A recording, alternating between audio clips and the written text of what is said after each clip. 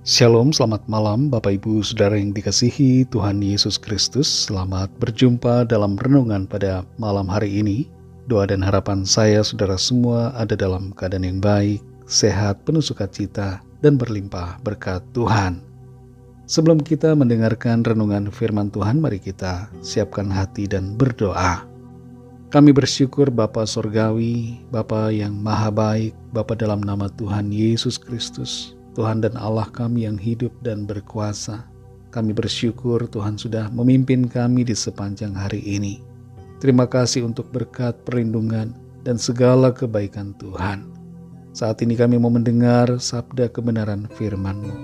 Jamahlah hati kami, berikan pengertian untuk memahami dan taat pada setiap kehendak-Mu. Dalam nama Tuhan Yesus kami berdoa. Haleluya. Amin. Saudara yang dikasihi Tuhan, ayat renungan kita pada saat ini terdapat dalam 2 Raja-Raja pasal 11 ayat yang ke-21. Tertulis demikian. Yoas berumur 7 tahun pada waktu ia menjadi raja. Saudara yang dikasihi Tuhan, usia muda seringkali menjadi tantangan karena sering tidak dipercaya orang. Banyak perusahaan mencari calon direktur yang berusia cukup tua. Banyak negara yang membatasi usia minimum untuk menjadi presiden. Orang yang berusia muda dianggap tidak punya kapasitas untuk mengemban amanat yang besar. Tapi bagi Tuhan, usia bukan masalah. Ia dapat memilih orang muda dan mempromosikannya untuk menjadi pemimpin.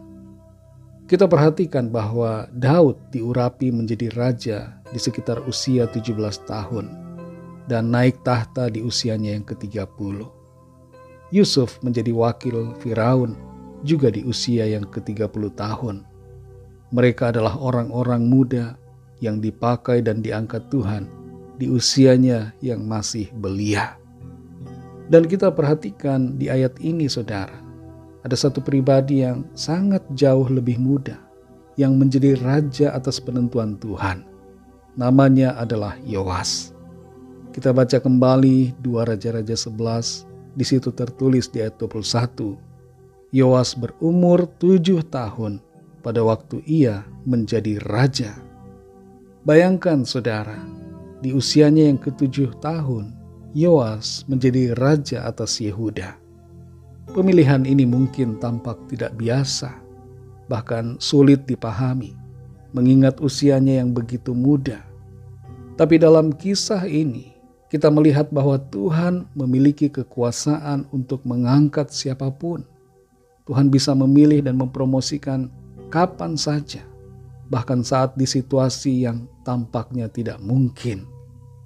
Peristiwa Yoas menjadi raja mengingatkan kita akan keajaiban dan rencana Tuhan yang luar biasa.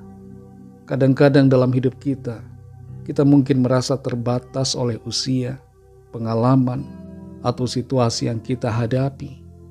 Tapi Yoas menjadi bukti bahwa Tuhan dapat mengangkat siapapun, bahkan pada usia yang sangat muda. Ini berbicara bahwa kita tidak boleh meremehkan diri sendiri atau orang lain hanya karena usia atau pengalaman.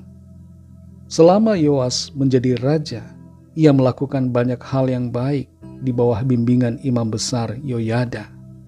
Kita baca dalam 2 Raja-Raja 12 ayat yang kedua. Di situ tertulis bahwa Yoas melakukan apa yang benar di mata Tuhan seumur hidupnya selama Imam Yoyada mengajar dia. Kalau saja Imam Yoyada tidak ada, ataupun ada tapi tidak mengajar dan tidak membimbing Yoas, maka Yoas bisa salah arah. Yoas bisa mengambil keputusan-keputusan yang salah. Tapi luar biasanya di sini, Imam Yoyada membimbing Yoas sehingga dia menjadi pribadi yang melakukan hal-hal yang baik di mata Tuhan. Kita semua membutuhkan pimpinan dari Tuhan. Kita butuh hikmat Tuhan dalam menjalani kehidupan ini. Kita perlu penasehat-penasehat yang baik dalam hidup kita, agar tindakan dan keputusan kita juga baik dan berkenan kepada Tuhan. Saudara yang dikasihi Tuhan, Usia muda bukanlah halangan untuk mengalami terobosan dan promosi dari Tuhan. Usia muda bukanlah halangan untuk meraih cita-cita dan visi yang dari Tuhan. Secepat membalikkan telapak tangan, Tuhan dapat memutar keadaan dan mengangkat kita seturut rencananya. Yang perlu kita lakukan hanyalah percaya dan siap menerima rencananya dalam hidup kita. Jangan menolak promosi yang dari Tuhan. Jangan menyatakan diri tidak siap kalau Tuhan sudah mengangkat kita.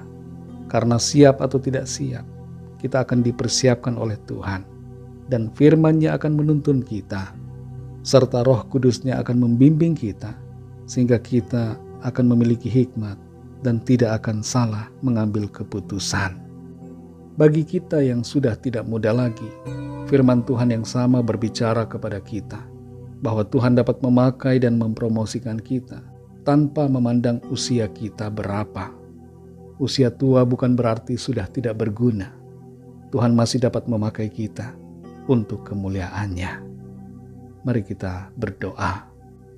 Terima kasih Tuhan, kami bersyukur untuk firman-Mu yang sudah kami dengar. Kami mengerti bahwa bagi Tuhan tidak ada hal yang membatasi promosi yang Tuhan kerjakan dalam hidup kami. Tidak ada hal-hal yang dapat menghalangi tindakan Tuhan, karya Tuhan untuk mengangkat dan mempromosikan kami. Karena itu kami percaya, Tuhan selalu membimbing kami dalam jalan-jalan-Mu seturut rencana-Mu. Dan kami mau mengikuti pimpinan-Mu Tuhan. Kami mau menuruti apa yang menjadi rencana Tuhan. Kami percaya Tuhan membawa kami ke dalam kemenangan.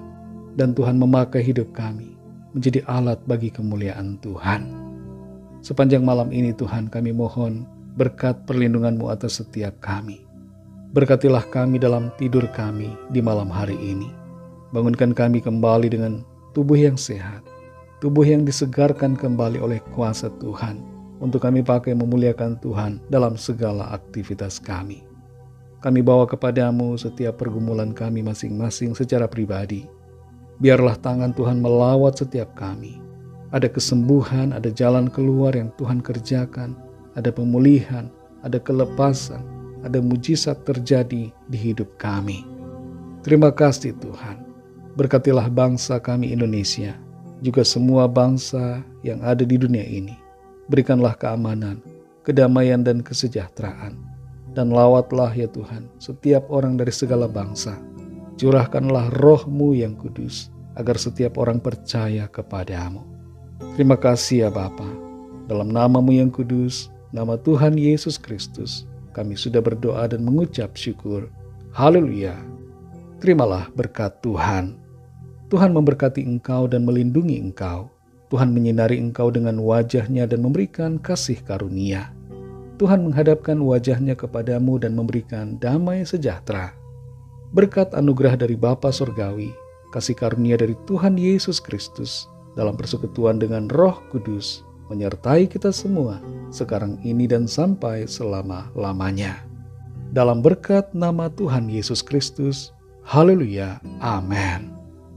Puji Tuhan, saudara yang dikasihi Tuhan, saya percaya firman Tuhan menjadi berkat dan kekuatan buat saudara semua, dan Roh Kudus akan menolong saudara untuk lebih lagi memahami kebenaran firman Tuhan.